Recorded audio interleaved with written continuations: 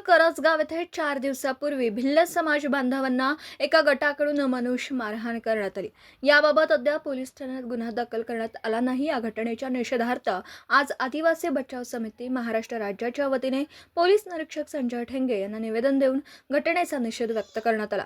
दिलेल्या निवेदनात म्हटलं आहे की राहुरी तालुक्यातील करंजगाव येथे 23 जानेवारी रोजी दुपारी 1 वाजण्याच्या दरम्यान एका गटाने आदिवासी भिल्ल समाजाच्या गांगुर्डे वस्तीवर सशस्त्र हल्ला केला। यावेळी गांगुर्डे कुटुंबातील लोकांना एका जमावाकडून लोखंडी रॉड, दांडे, दगड, कोयते, लोखंडी सळई यांच्या साहाय्याने अमानुष मारहाण करण्यात आली। घटनेचा पुरावे नष्ट करण्यासाठी संबंधित इसमांनी पीडित यांचे मोबाईल फोडले व नदीपात्रात फेकून दिले। संबंधित लोक धनदांडगे असल्याने त्यांनी ठरवून आदिवासी कुटुंबावरती अमानुष हल्ले केले। तसेच पोलीस प्रशासन हजर असताना त्यांच्या समोर आदिवासी कुटुंबाला मारहाण करण्यात आली। एका महिलेला पोलीस अधिकाऱ्यांनी देखील जब्बर मारहाण केली।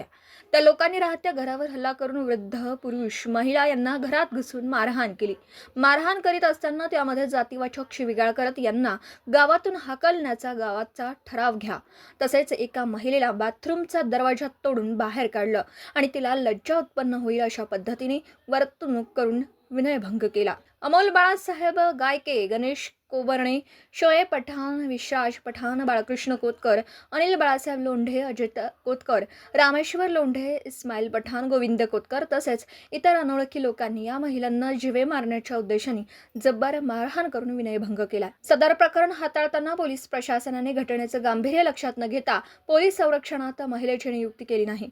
वरील इसमांकडून आदिवासी महिलांना मारहाण होत असताना त्यांना थांबविण्याऐवजी पोलीस अधिकाऱ्यांकडून देखील आदिवासी महिलांना जबर मारहाण झाली आहे। सदर प्रकरणात पोलीस प्रशासन, स्थानिक ग्रामस्थ, सरपंच, ग्रामसेवक, तलाठी, सर्कल, पोलीस प्रशासन यांनी शासकीय आदेश आणि कायदा, ग्रामपंचायत ठराव यातील त्रुटीचा अभ्यास न करता सदर घटनेत सहभाग केलेला आहे। सदर घटनेची सखोल चौकशी करून दोषी लोकांवर 2 फेब्रुवारी रोजी पर्यंत शासकीय अधिकाऱ्यांवर तसेच आरोपींवर योग्य ती कारवाई करण्यात यावी। कारवाई झाली नाही तर सर्व पीडित कुटुंबे तसेच आदिवासी बचाव समितीकडून 3 फेब्रुवारी रोजी पासून राहुरी पोलीस स्टेशन येथे कोणतीही पूर्व सूचना न देता प्राणांतिक उपोषण करण्यात येईल असं निवेदनात म्हटलं। निवेदनावर अनिल जाधव, शिवाजी गांगुर्डे, साईनाथ बर्डे, अनिल बर्डे, नवनाथ शिंदे, संदीप बर्डे, देवराज पवार, ज्ञानेश्वर निकम, नवनाथ माळी, राजू निकम, गुलाबराव बर्डे, नारायण माळी, नामदेव पवार, नितीन बर्डे, भारत माळी, अमर पवार, करण माळी, अनिल बर्डे, भाऊसाहेब मंतोडे आदींच्या सह्या आहेत। दीपक साळवे सह योगेश पवार,